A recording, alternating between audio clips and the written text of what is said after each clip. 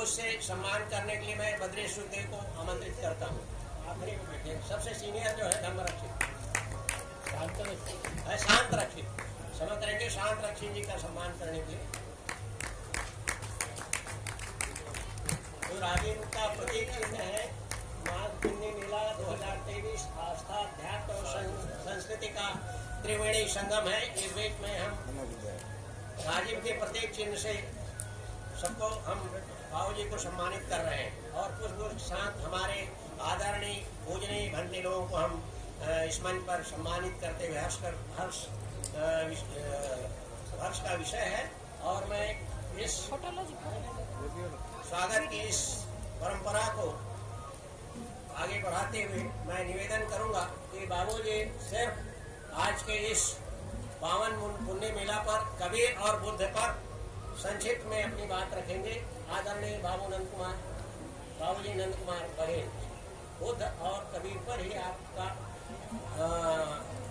वक्तव्य केंद्रित हो तो बड़ा ही शुभ अवसर हो, क्योंकि ये पूर्णिमा का मेला है और हम सब के लिए आपको पता है शिव की भी बात करते हैं, शिव भी हमारे आराध्य हैं, तो आप इस बात को रखेंगे। बाबूजी नंद कुमार बघेल, तालियों के साथ स्वागत करें बाबूजी नंद कुमार बघेल का।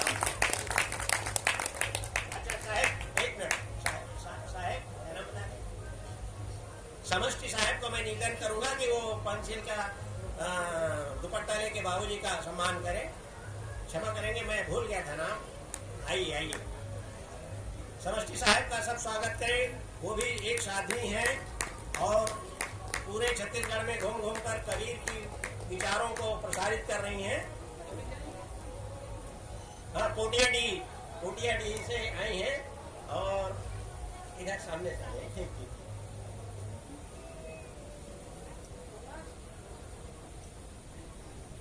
पोटियाडी से समष्टि साहब हमारे बीच है।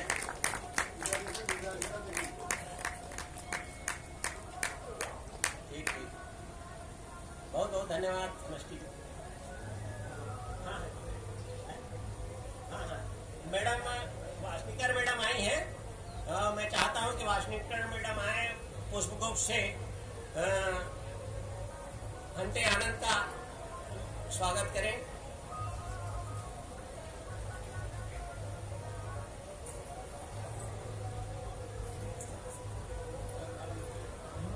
और यदि किन्हीं को भी सम्मानित करना है तो आप लोग आए और बंदी लोगों का पुष्प से सम्मानित करते हैं।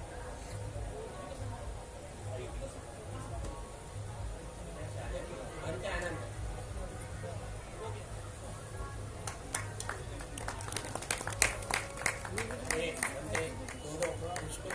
घंटे मोदी को, घंटे ऑनलाइन को उधर देखिए साइड।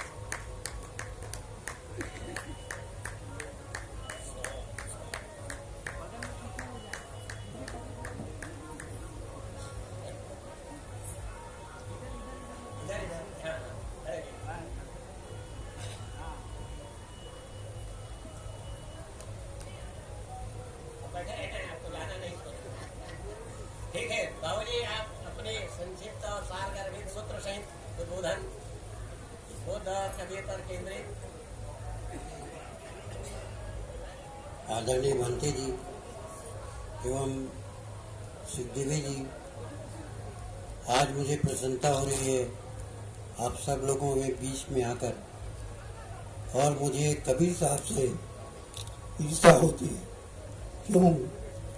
विषम परिस्थिति में कबीर साहब 119 साल जिए और मैं 100 साल की जीना चाहता हूँ। तो इस 100 साल में बहुत कुछ मुझे करना है और मैंने अपने परपोते को का नाम सिद्धार्थ गौतम रखा है, ताकि वो जब 25-30 साल का हो जाएगा तो इस देश को बौद्धमय बनाएगा। बौद्धमय का अर्थ ये है कि लोग बुद्धि से काम लेना शुरू करें। लोग बुद्धि से काम लेना शुरू नहीं करते और बुद्ध कहते हैं कि जो जन्म लिया है वो मरेगा, और जो मरेगा तो उसका लक्ष्य तय होना चाहिए कि वो उस जीवन काल में क्या करेगा।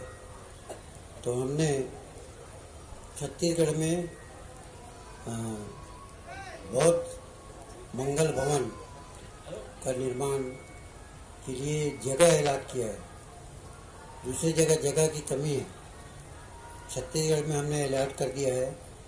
और वहाँ बुद्ध के रास्ते पर चलकर जो शिक्षक विद्यार्थी हैं वो शिक्षा ग्रहण करें और शादी ब्याह करें और अपने जीवन को चरितार्थ करें। मैंने सुखदेव साहब से कहा था कि मैं चीवर धारण करूंगा, लेकिन सुखदेव जी ने कहा कि चीवर धारण करने से काम चलेगा नहीं। आप चीवर धारण करोगे काम में अवरोध होगा, और इसलिए आप चीवर धारण ना करें। यह बात उन्होंने कही थी, जिसके कारण मैं आज तक के चीवर धारण नहीं किया। साथियों, बुद्ध का जो सोच है वो ये है कि हम अपने जीवन में जो कुछ भी जीवन हमको मिला है उसमें पुरुषार्थ का काम करें। यदि आप केवल जीना और मरना को तय करते हो तो अपने परिवार के लिए करो और आपका परिवार सुखी रहे, इसका काम करो। बुद्ध आगे कहते हैं, यदि आपका दिल और आगे कहता है तो आप समाज के लिए करो, और समाज के लिए जो कुछ भी कबीर साधवी ने कहा है वो बहुत मुझे अच्छा लगा। और हम चाहते हैं यहाँ हर ज़िले में कबीर बुद्ध मंगल भवन के लिए ज़मीन अलॉट किया गया है और उसका उपयोग करना है। अब हम आगे जो करेंगे वो ये है कि कबीर मंगल भवन, बुद्ध मंगल भवन बनाएंगे। कबीर और बुद्ध में बहुत थोड़ा अंतर है। कबीर साहब बहुत त्यागी तपस्वी थे और विषम परिस्थिति में वो आंदोलन किए और ब्राह्मणवाद का खिलाफ वो किए। और राम के खिलाफ भी मैं उस दशरथी राम को नहीं मानता, मैं उस राम को मानता हूँ जो घट घट विराजे राम, जो सरेक के हृदय में जो राम बसता है उस राम को मानता हूँ। तो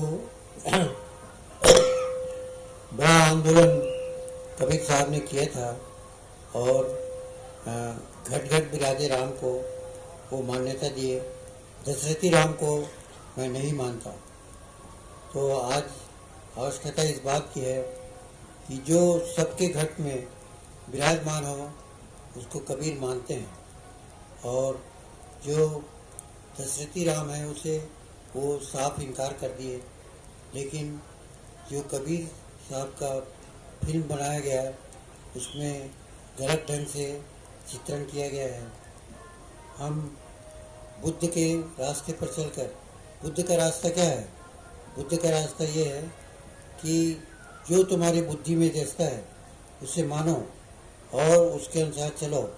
यदि बुद्धि के रास्ते पर चलोगे तो अंधविश्वास खत्म होगा, और कबीर साहब ने उसको बहुत अच्छे ढंग से उकेरा है और हम उनके कृपा पात्र हैं। साथियों, आगे हमको बुद्ध मंगल भवन बनाना है जिसमें गरीब लोग शादी ब्याह कर सकें, और दूसरा ये है कि उसमें पढ़ाई लिखाई ज्ञान का विकास हो, उसमें साग सब्जी की खेती हो और उस साग सब्जी के द्वारा उनका जीवन निर्वाह हो। ऐसी व्यवस्था छत्तीसगढ़ में हो गई है, उसको करना है। अब हम अपील करते हैं जो भंते लोग हैं वो बुद्ध मंगल भवन बनाने के लिए अग्रसर हों और हम एक नए युग का आरंभ करें।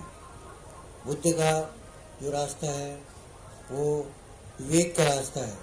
बुद्ध कहते हैं कि जो जन्म लिया है वो मरेगा, लेकिन मरने से पहले आप तय करो कि आपको क्या करना है। परिवार की सेवा करना है, या समाज की सेवा करना है, या देश की सेवा करना है।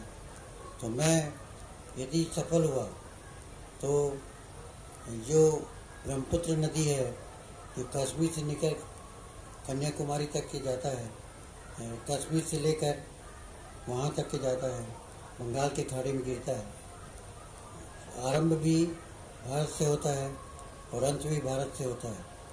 और जो चीनी इंजीनियर हैं उसकी बुद्धि पर तरस आती है। वो सारे बांध बनाए हैं, लेकिन ब्रह्मपुत्र का नदी का पानी चीन की तरफ नहीं जाता है, क्योंकि उधर ऊपर है। वो पानी यदि छोड़ा जाए तो भारत पर ही आएगा। और यदि ब्रह्मपुत्र का पानी हम आपासी के लिए कन्याकुमारी तक ले जाएं तो देश का 1 इंच भी पानी, 1 इंच भी ज़मीन गैर आपासी नहीं रहेगा, और हम आपासी करेंगे और अनाज पैदा करेंगे और दुनिया को अनाज खिलाएंगे। डॉक्टर खूबचंद बघेल ने एक आंदोलन किया था, वो ये कि वो पोटली लेके हम लोग, धान की पोटली लेके हम लोग बाघ नदी पार किए और हमको जेल में डाल दिया गया, कवर्धा जेल में। उनका ये कहना था कि जो धान किसान पैदा करता है उस पर टैक्स न लगे और वो हिंदुस्तान के बाज़ार में कहीं भी बेच सके। ये व्यवस्था होनी चाहिए। आज पाकिस्तान भूख मर रहा है और उसके पास अनाज नहीं है। तो मेरा भी निवेदन है कि भारत सरकार पाकिस्तान की मदद करे। पाकिस्तान हमारा पड़ोसी देश है।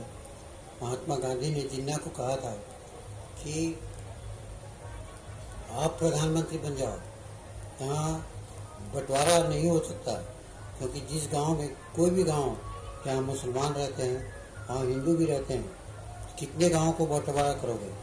इसलिए जिन्ना को कहा था कि आप संयुक्त पाकिस्तान और हिंदुस्तान का प्रधानमंत्री बन जाओ।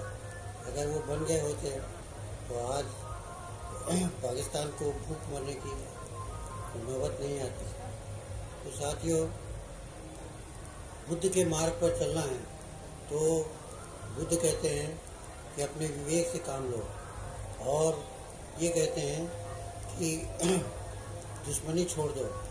जैसा कि कबीर साथियों ने जो विश्लेषण किया उससे मैं बहुत प्रभावित हुआ, और अब हमको कबीर और बुद्ध को मिला के चलना है।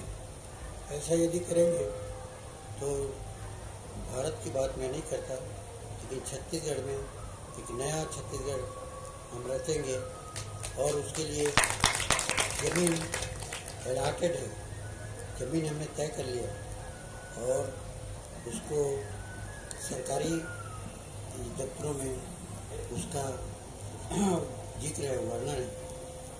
तो हम कोशिश करें कि बुद्ध और कबीर को मिला कर चलें, ताकि हम एक नया छत्तीसगढ़ रचें। और इसी तरह पूरे भारत में हम उसको फैलाना चाहते हैं, लेकिन भारत में दूसरे जगह ज़मीन की बहुत कमी है। जो छत्तीसगढ़ में ज़मीन अलॉटेड है वो नहीं है। इसलिए आप सबसे निवेदन है, हम छत्तीसगढ़ को फिर से जगाएं। और एक बात मैं कहना चाहता हूँ कि बीजेपी चाहे लाख कोशिश कर ले, भूपेश बघेल की सरकार फिर बनेगी, और वो एक सीट भी जीत लें तो बड़ी बात होगी, लेकिन वो एक भी सीट जीतने वाले नहीं है। इसलिए जो बीजेपी और आरएसएस का मुद्दा है कि ईश्वरवाद पर्व चलने का, और उसमें उस मुद्दे पर वो भूपेश बघेल के मुकाबला नहीं कर पाएंगे, और फिर से हमको 90 का 90 सीट मिलेगा। लोकसभा में भी जो 11 सीट है वो लोकसभा भी पूरा मिलेगा और भूपेश को यहाँ की जनता पसंद करती है और बीजेपी के जो कार्यकर्ता हैं वो भी उसको वोट करेंगे और एक नया छत्तीसगढ़ फिर से बनाएंगे। तो मैं ज़्यादा नहीं कहते हुए आप सब लोगों को धन्यवाद देता हूँ कि कबीर और बुद्ध का सम्मेलन है, केवल कबीर का नहीं और केवल बुद्ध का नहीं, और हम सब मिलके बुद्धमय भारत बनाएंगे। बुद्धि से हम विचार करें कि क्या करना है और ये बुद्धमय भारत यदि बनेगा तो छत्तीसगढ़ तो स्वर्ग बनेगा ही और देश के दूसरे हिस्से का भी वो भी हम बुद्धमय बनाएंगे। देश बुद्धमय बने इस बात के लिए हम प्रयास कर रहे हैं और यदि मैं 100 साल जी गया तो